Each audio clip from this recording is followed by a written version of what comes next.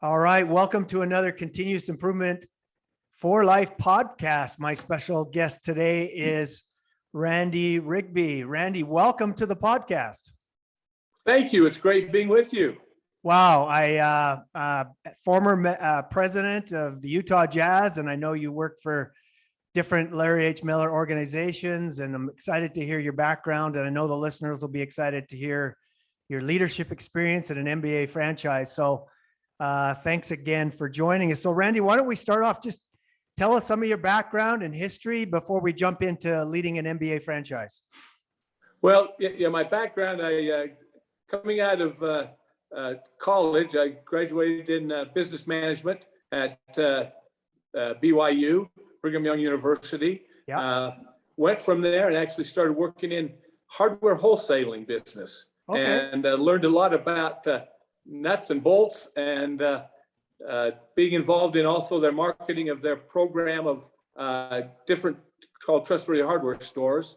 Worked there for a couple of years, and the environment started changing, and I found myself looking and wanting to make a move, and then went to work for a financial services group called CFS Financial Group for 3 years. It was a great training ground because I met there one of my great mentors in my life. Name was Steve Christensen. Okay. And Steve taught me how to be a much better businessman, because he taught me that you also, at the same time as learning about balance sheets and financials and how to analyze businesses, he taught me how to treat people and how to make and build a team around you so that they wanted to work for you. And I would have done anything for Steve. He was that kind of man. And from there, then I went into a good friend of mine. I'd come back to run the Utah Jazz, and he invited me to come work for him. And after me telling him no for 2 years, the time was right, and I came to work for the Utah Jazz. It was very interesting because at the time I started with the Jazz, we had a total of 18 employees that worked for the Jazz. Besides then 12 players, 3 coaches, and a trainer and assistant trainer. That was the extent of the full-time employment of the Utah Jazz. And our payroll for our players was $2.3 million. So now you fast forward to almost from that time, 36 years later, and the payroll for the Utah Jazz this year will be well over $120 million. And we'll have, we had, when I left 4 years, just over 5 years ago, we had over 120 employees. 20 of those were just in the basketball operations side of things, where before we had none. So, Randy, I mean, 18 employees there. When you look at the TV, there looks like there's 18 assistant coaches these days. well, it doesn't look like it. There are.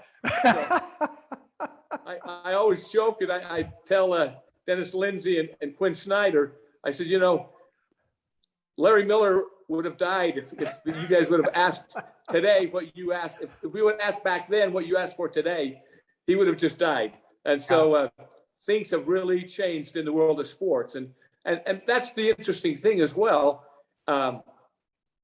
We had to adapt to that. And when we realized that we wanted to compete to be a championship caliber team, immediately, Larry Miller, at the same time I joined, Larry Miller bought the second half of the team. So Larry and I both started at the exact same time, kind of full-time with the team.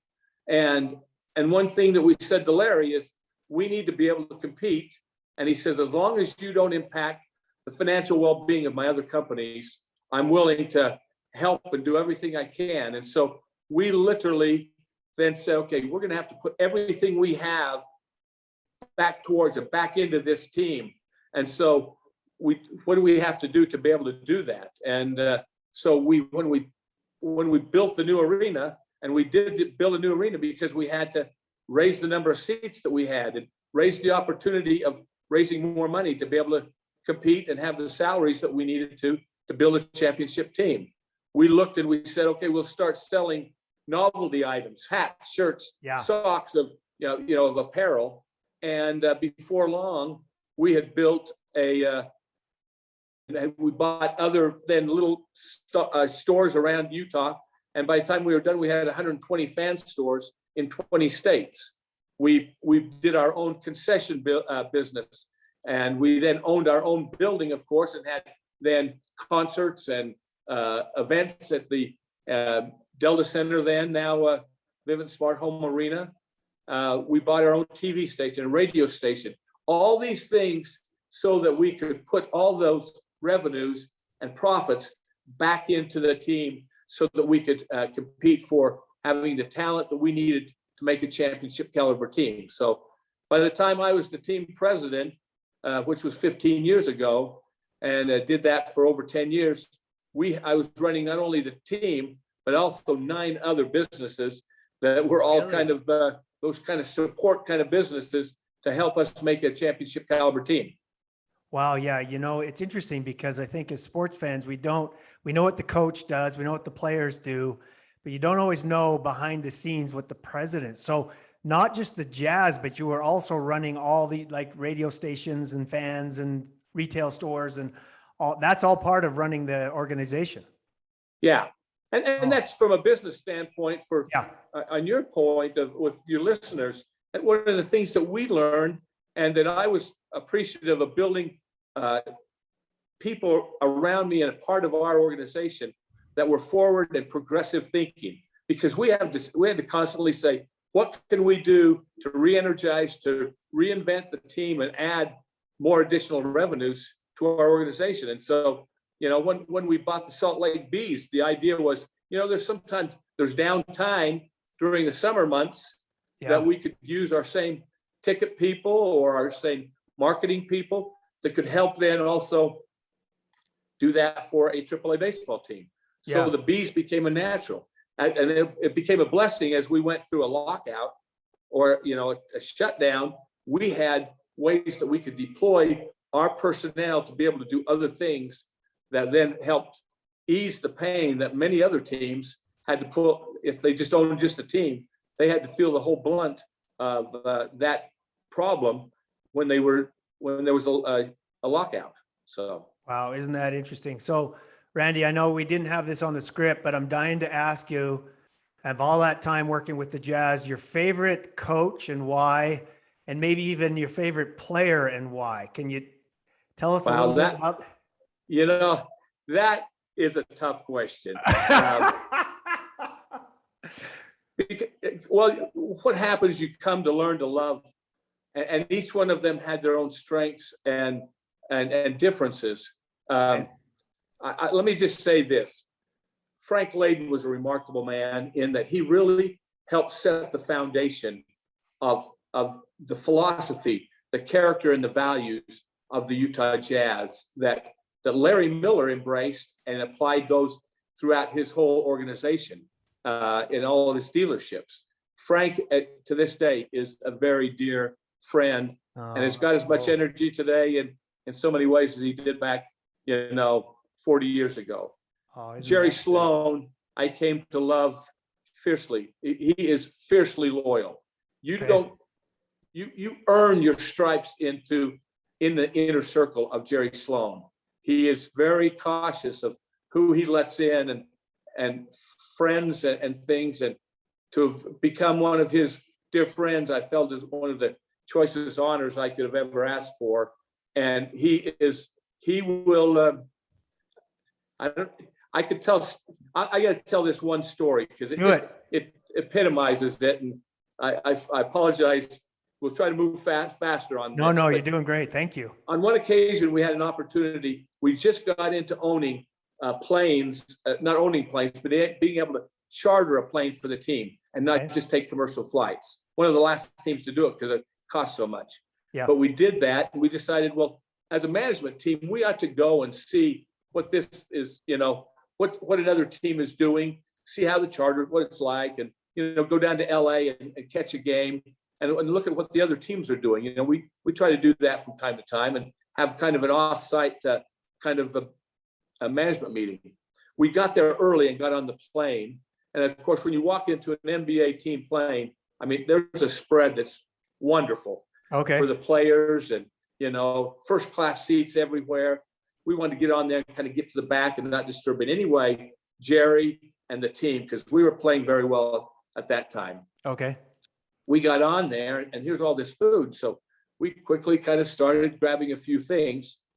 Well, unbeknownst to us, behind us, who came on always early, became John Stockton. Okay. And Stockton used to call us the suits because we wore the suit and ties, right? So he says, hey, you suits, get away from that food. That's for us. And all of a sudden, we hear that and we start backing then away. Well, unbeknownst to John, the other person that's, of course, always early was Coach Jerry Sloan. Okay. Jerry hears John say, hey, you suits, get away from that food. That's for us. And Jerry said, now, mind you, this is a future Hall of Fame player in John Stockton. Yeah. At the time, John had probably been about 10 times to the NBA All-Star as an NBA All-Star and was the center point with Carl on this team. Yeah. Jerry Sloan says, and a friend of Jerry's, but Jerry, as the coach, says, listen, you little, and I'm not going to give the other expletives that he called him. Shut your up, go sit down there, and they can have all the food they want. When they're done, you could come and then get some food. Wow. Now, Jerry Sloan was already in my mind remarkable. He went from here up through the roof. In my respect, and taught me everyone has a place and a role to play in making a winning team. And it doesn't matter whether you're a custodian or whether you're an all-star point guard or the coach, we're all equal in doing our role and being the best we can be. That's why one of the reasons I love Jerry Sloan. Oh, that is a fantastic story that has so many leadership lessons in it, doesn't it? Yeah.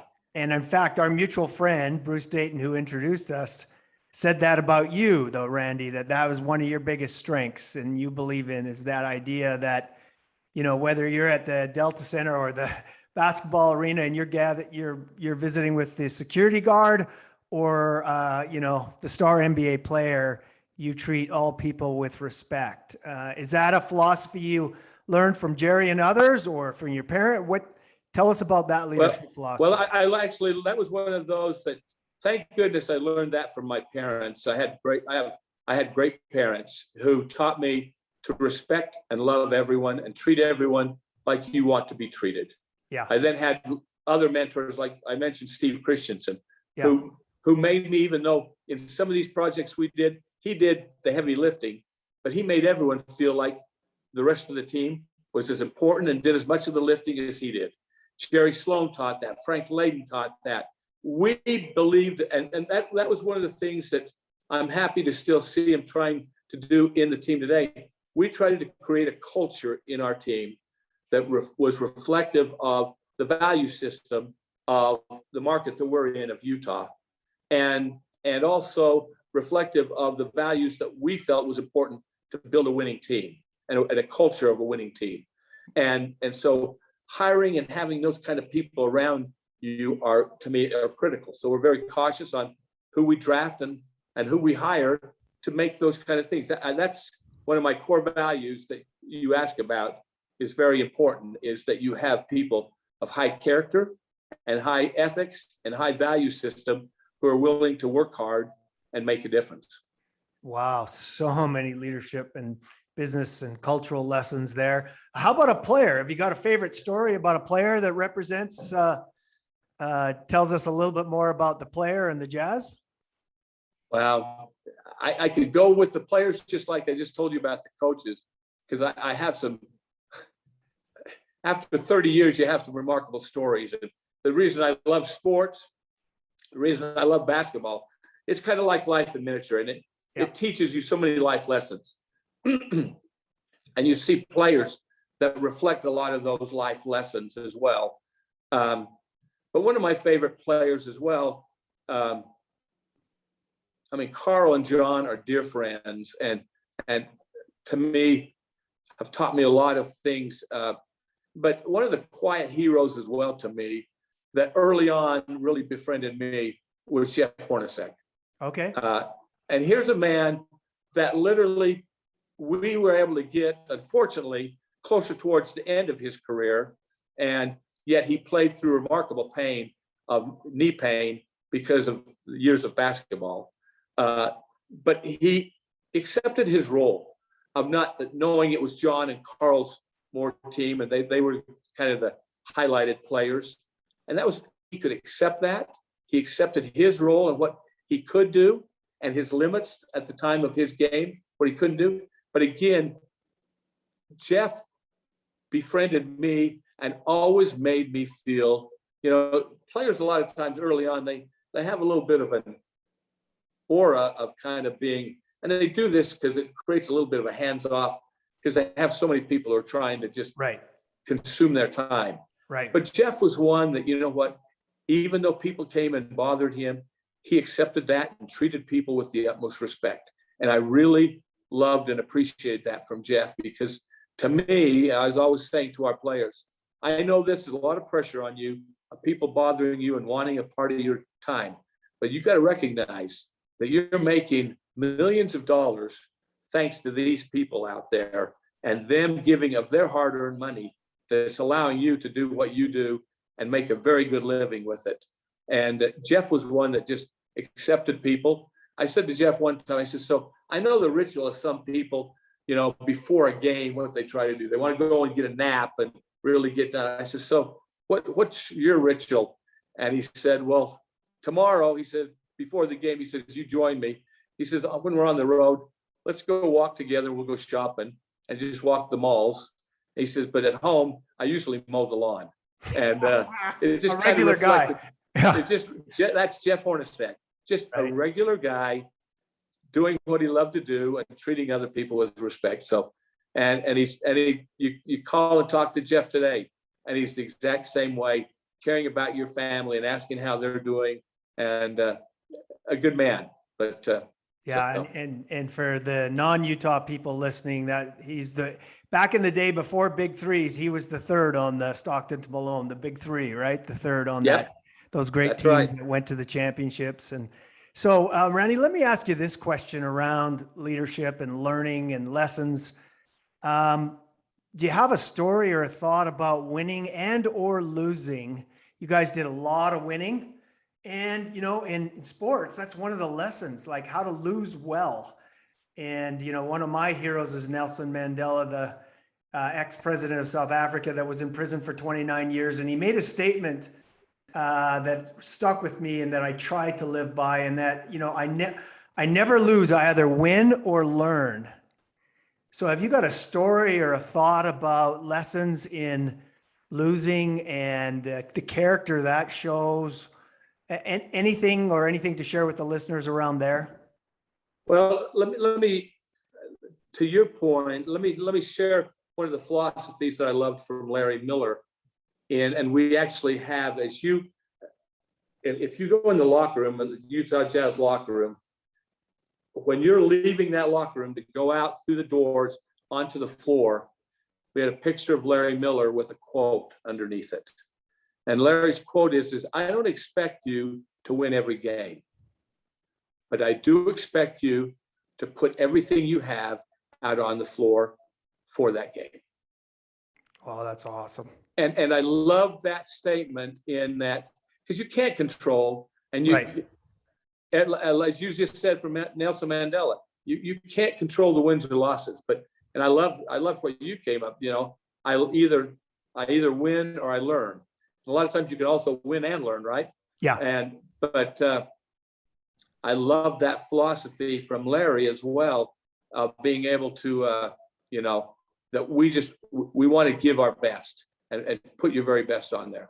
Because that's all really another story and a philosophy with that I will mention comes from, we were getting ready for the draft, and Kevin O'Connor, I was a new president of the team. Okay. And Kevin and I had a very dear relationship, but and we had invested a lot in doing some new and kind of forward thinking work with the draft. Okay. And so Kevin said, I want you and Jerry to come in a couple days before the draft, and I want to share with you what all we're doing now. to be better and learn even more so we can have even better choices. So we went in and met with Kevin, and Kevin proceeds to tell us all the things that we're doing to prepare for the draft, how we now do so much better in-depth analysis of those players that we're looking to draft, of talking to their families, of talking to their teammates, people who played against them, officials that officiated their games, and all this in-depth stuff. We have a sports psychiatrist that would interview them and look at their mind and how they think and deal with winning and losing. We then had also our team doctors, of course, do in-depth study on their health and their background of health and injuries and those things. Then we had taken it even to another level. We had hired a Harvard medical doctor who had started this company called P3 out of Santa Barbara, who then started analyzing the players, and he could analyze how their body moved forward, backwards, laterally, how they jumped, and analyze if, based on how they've done that in the past, the impact that's going to have on knees, ankles, hips, which would have long-term effect on how the potential injuries on those players. Yeah. And it was fascinating. And we walked out of there, and I was very impressed with all these, and there were a number of other things, and we walked away out of there. As we walked out, Jerry and myself, I'll never forget, it was just the two of us. And Jerry turned to me and he said, "Randy, they can tell us everything now, but there's still one thing I want to know." And then pointing to his heart, he says, "I want to know what's right there." Yeah. And you know what? To me, in life, in business, on the court or on the field or whatever sport you're involved in, or things in life, you know what? It's what's in their heart. And because eventually a lot of these players, they can make a lot of money. And if they're in it just for the money, now, you know what? They've already gotten their reward. And I've seen a lot of players that really didn't have the passion, didn't have the heart to want to be really playing basketball, but then even more important, to be a champion and do what it took to really get to those levels. And that was a great lesson to me about winning and losing and the heart. Yeah, no kidding. That ties nicely into, if you've got the heart and the passion for it, you won't give up easily. And, in life, it's the same thing, isn't it? It's we all look good when we're winning, but there's lots of setbacks and trials. And, that's the measure of your heart and will, is how do you respond to those setbacks and trials and losses? And do you learn from it? Do you learn from it, or do you, turtle and get discouraged and shrink, if you will? How about a story about, man, I'm just peppering you with questions here. How about a story about a player with heart that responded to challenge and adversity and came back stronger, better? Anything come to mind there in your many decades with the Jazz? Well, there's a number of them. I mean, seeing what some players have to go through. But I think one of them that to me reflected, that I was impressed with, would be also, as much as a comeback, it was watching John Stockton in his career. John was a man that, when you look at, when you put him on paper, nothing extraordinary. I mean, he comes from Gonzaga, smaller school, 6'1", not unusually fast, not unusually quick.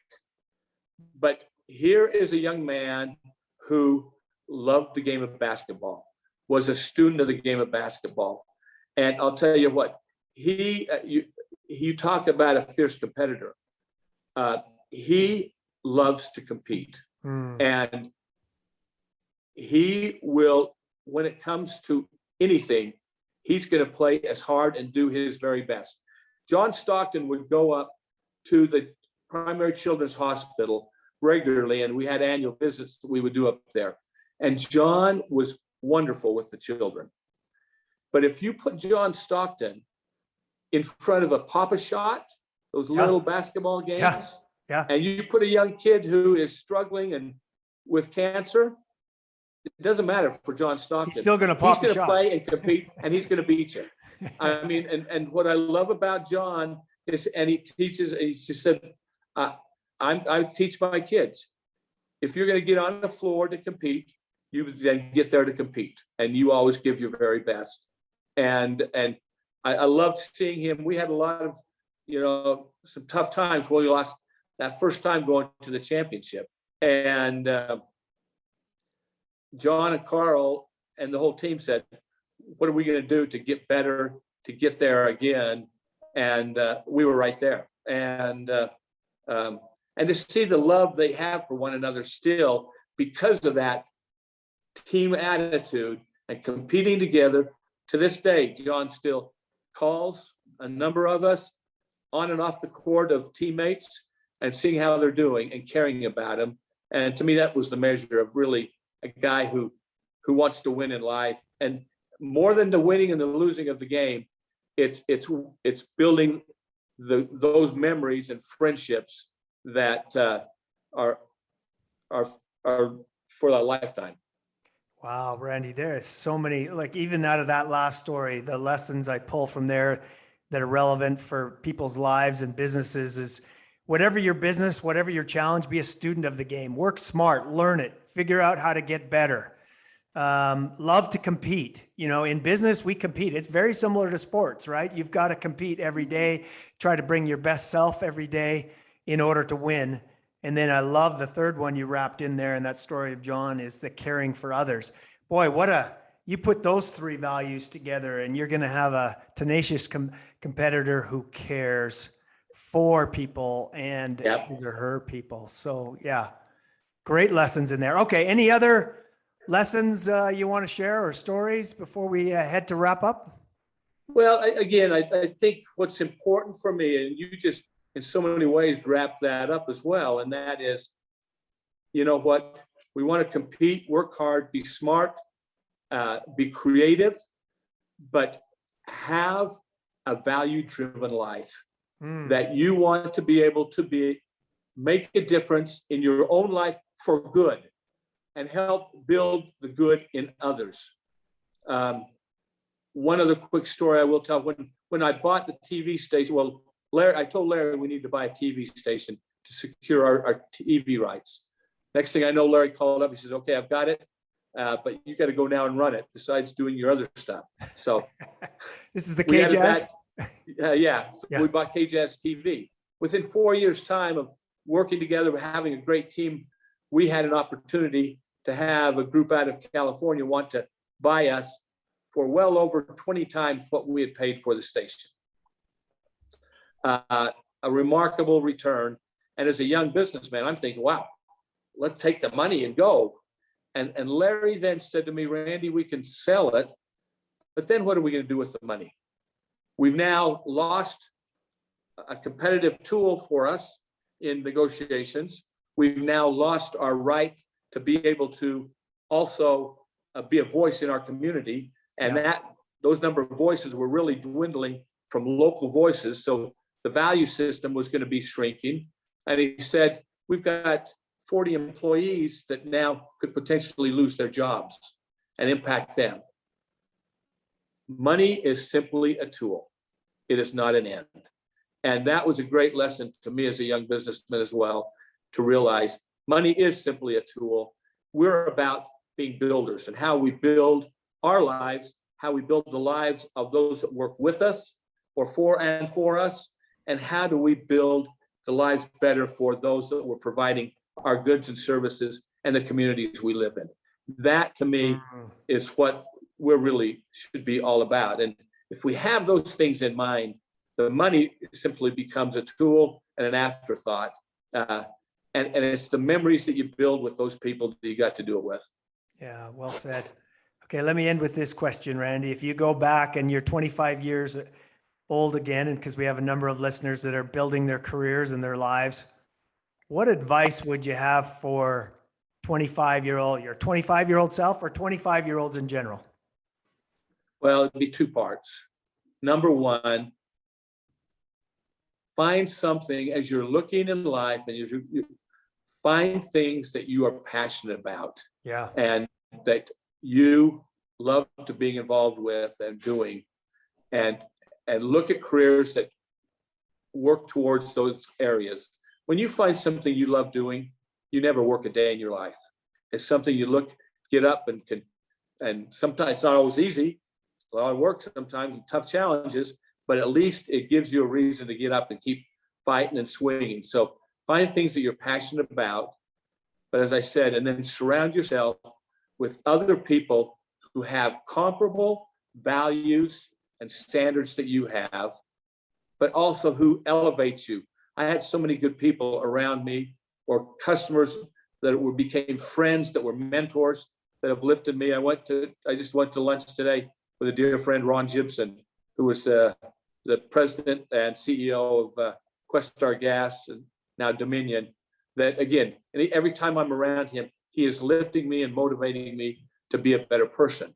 And I would say, find those friends, build those relationships that will motivate you to be a better person. And life will be wonderful, challenging, and growing. Wow. And I would even add your third one you've been talking about. So find your passion, surround yourself with great people, mentors, networks.